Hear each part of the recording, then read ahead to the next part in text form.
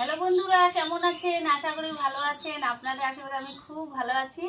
এই যে দেখেন, আমাদের কিন্তু রান্নাবাড়ি কমপ্লিট হয়ে গেছে। কি রান্না করছি আপনাদেরকে দেখাচ্ছি, আপনারা কিন্তু অবশ্যই দেখবেন। এই যে দেখেন কি রান্না করছি আজকে। এই যে লাউ দিয়ে মুগ ডাল রান্না করছি। এই যে দেখছেন, লাউ দিয়ে মুগ ডাল করছি।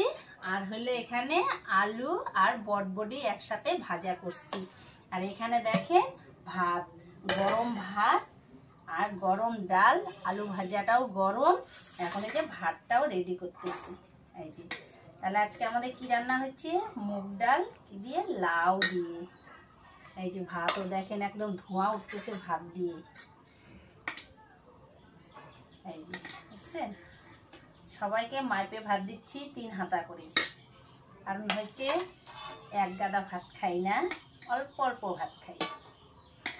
এই যে দেখেন সবাইকে 3 হাতা করে।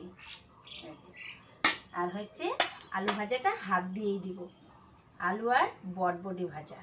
এই যে দেখেন, আর হলো মুগ ডাল লাউ দিয়ে।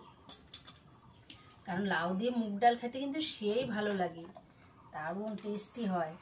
আদা সম্বারা দিচ্ছি আর হলো সাদা জিরা।